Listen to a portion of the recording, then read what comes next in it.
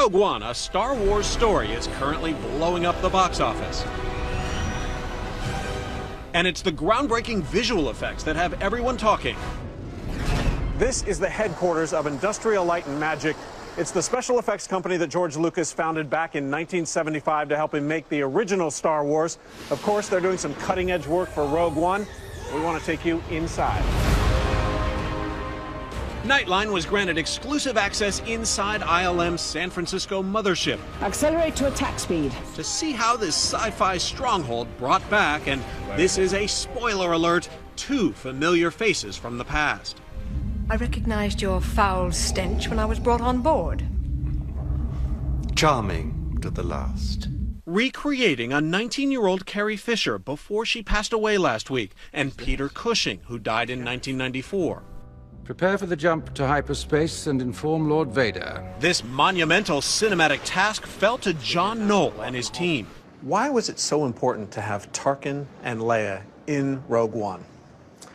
Well, I think Tarkin, because he's central to the story of the Death Star, what it is, how it came to be. And Leia, because we end up on Rogue One, minutes before the beginning of Episode 4. But in the world of visual effects, aliens and spaceships are relatively easy compared to creating believable humans. Well, we look at human faces all day, every day, so people are very attuned to seeing anything that looks off. Oh, very good, everybody. Making digital humans is one of the hardest things you can do.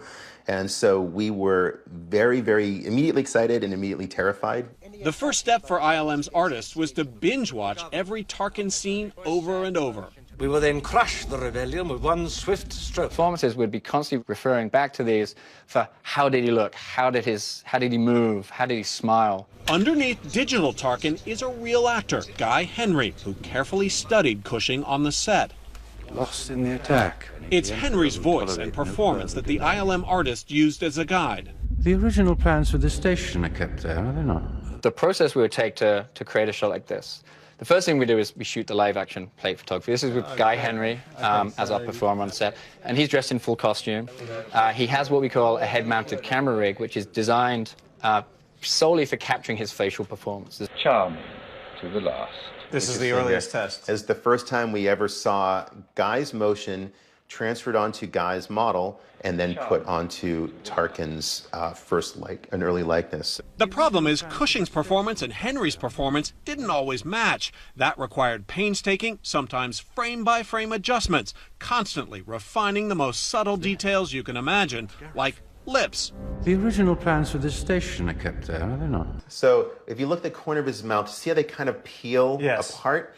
That stickiness is just a natural quality that lips have. And when that's not present, they feel slightly artificial and Muppet-like. ILM also caught a huge break when John Knoll tracked down an actual life cast of Peter Cushing's face, made for the 1984 movie Top Secret. This was gold for us because it was Peter Cushing as he appeared at a certain time in his life. All those pieces together give us the power of illusion. Cool. He's there, sir. Finally, after nearly 18 months of work, the digital resurrection of Grand Moff Tarkin was complete. He's there, sir. On Scarif. The original plans for this station are kept there, are they not? My mom saw the movie. She didn't realize that this was a digital recreation. Really? In fact, she commented that he looked amazingly well for someone of his age. The makers of Rogue One had the blessing of Cushing's estate, but the effect is drawing some criticism over the ethics of bringing back well-known actors long after they're gone. This work was done with great affection and care. Some of the objections I've heard about this is makes references to the Fred Astaire with the Dirt Devil. Nothing escapes the power of a Dirt Devil. Or Audrey Hepburn selling chocolate. But that's not what we've done here. I'd like to think that the role that we gave Tarkin in this film is one that Peter Cushing would have been really very excited and happy to play. Eagle-eyed fans will also spot a few familiar Rebel pilots from 1977 reappearing in this Rogue One space battle. This is Gold Leader, standing by. This is Red Leader, standing by. That was one of the really fun things about the film, is that you start to sense that we're getting closer and closer to Episode 4, and that you start to see those moments where oh wait, I know that guy. Princess Leia's brief cameo was made possible by more digital doctoring using Norwegian actress Ingvild Dale. Fisher once joked to David Muir it was hard to watch herself in The Force Awakens. I got older, and no one told me. And then they put me on a screen really, really big. And they put me in high def. But before she died, Fisher gave Rogue One a thumbs up. Did Carrie Fisher see the final scene? It was also done with the permission of Carrie Fisher as well, that she was involved in the process, and she saw the final result and she loved it. Star Wars has always pushed the technological envelope to some degree.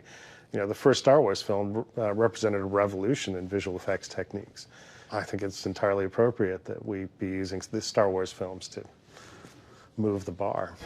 For Nightline, I'm Clayton Sandell in San Francisco.